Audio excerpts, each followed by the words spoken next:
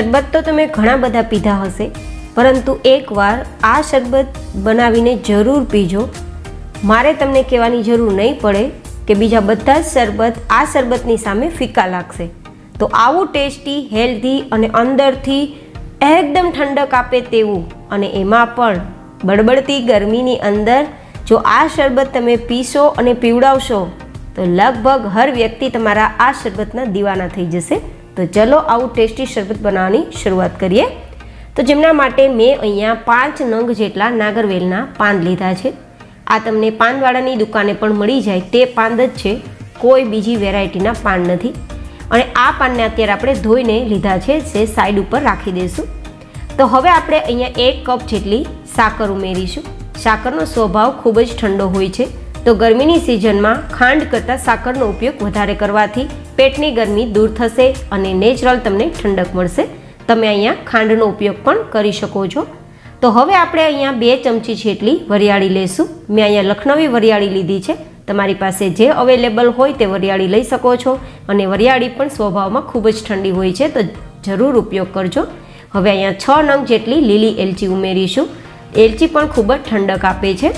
સાથે 2 ચમચી જેટલું નારિયેળનું ખમણ લઈ લીધું છે. તમે લીલું નારિયેળ હોય તો પણ લઈ શકો છો, અને સૂકા નારિયેળના ખમણને પણ લઈ શકો છો.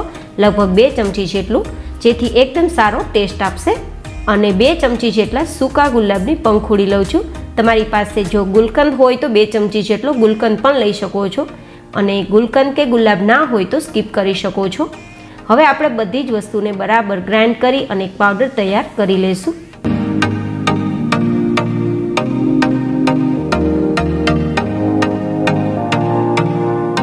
તો આપણો આ પાવડર તૈયાર થઈ ગયો છે. તો એક બાઉલમાં ટ્રાન્સફર કરી લેશું, કારણ કે આ જ મિક્સર જારમાં આપણે આગળની પ્રોસેસ કરવાની છે. તો આપણે જે પાંદ લીધા છે ને, તે પાંદને હવે થોડા મોટા મોટા ટુકડામાં કાપી અને મિક્સર જારમાં ઉમેરી દઈશું.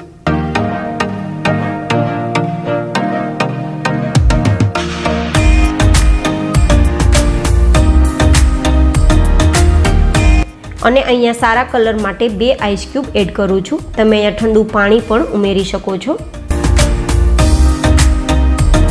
સાથે હું અહીંયા થોડાક ડ્રોપ્સ લીલા કલરના ઉમેરું છું.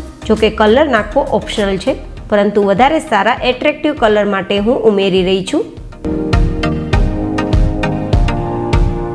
અને હવે સરસ મજાની ચટણી તૈયાર કરવા માટે પીસી લેશું. તો આપણી પાનની ચટણી તૈયાર થઈ ગઈ છે. તો હવે આપણે જે સાકરનો પાવડર તૈયાર કર્યો છે ને, તેમાં ઉમેરી દઈશું, અને જરૂર લાગે તો થોડો પાણી પણ ઉમેરી લેશું, અડધા ગ્લાસ જેટલું, અને સરસ મજાનું લિક્વિડ બેઝ તૈયાર કરીશું. આ રીતે આપણે મિક્સ કરતાં જરૂર લાગે તો થોડું પાણી પણ ઉમેરવું, અને આપણે જે રીતે શરબત પીતા હોઈએ અને જે રીતે લિક્વિડ ફોર્મ હોય તેવું આપણે પાતળું તૈયાર કરવાનું છે.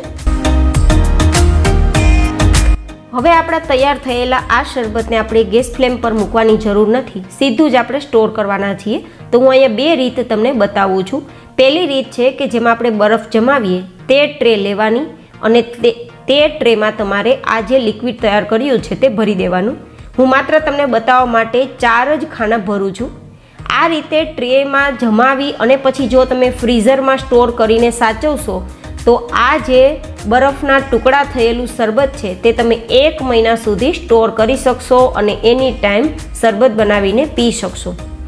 તો ખાસ ધ્યાનમાં રાખજો મિત્રો કે હું 2 ટિપ્સ બતાવું છું, અને બંનેને કેટલા દિવસ સુધી સ્ટોર થાય તે પણ હું બરાબર સમજાવું છું. તો આપણે હવે આ ટ્રેને જમાવવા માટે ફ્રીઝરમાં રાખી દઈએ.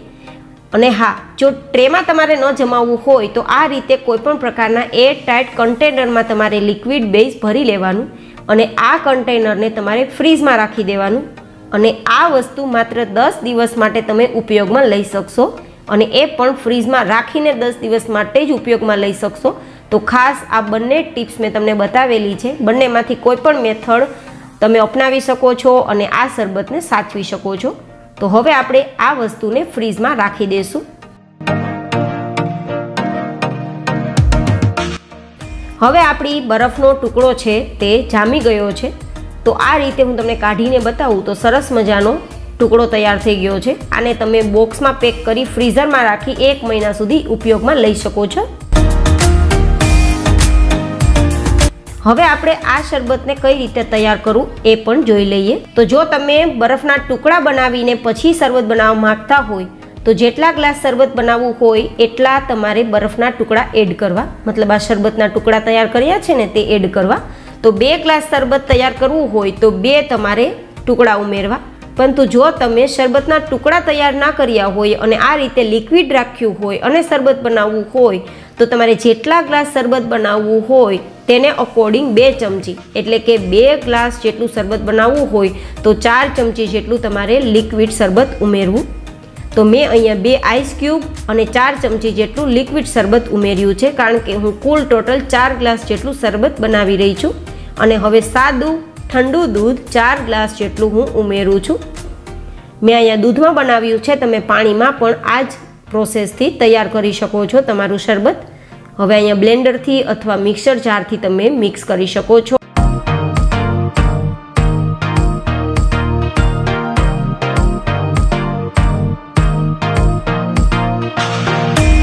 તો હવે 2 ગ્લાસમાં આઈસ ક્યુબ એડ કરી અને ઠંડુ આ શરબત હું સર્વ કરી રહી છું। બધા જ શરબત ફિક્કા લાગશે જ્યારે આ શરબત બનાવીને તમે પીશો અને અંદરથી એટલી બધી ઠંડક આપશે કે લગભગ તમે એકવાર આ શરબત પીશો તો બીજા બધા જ શરબતને તમે ભૂલી જશો। बिना झंझट तैयार थयेलुं आ शरबत तमने पसंद पण आवशे અને બનાવવું પણ મજા આવશે। આ શરબત તમે જેને પણ બનાવીને પીવડાવશો તે આ શરબતના દીવાના થઈ જશે।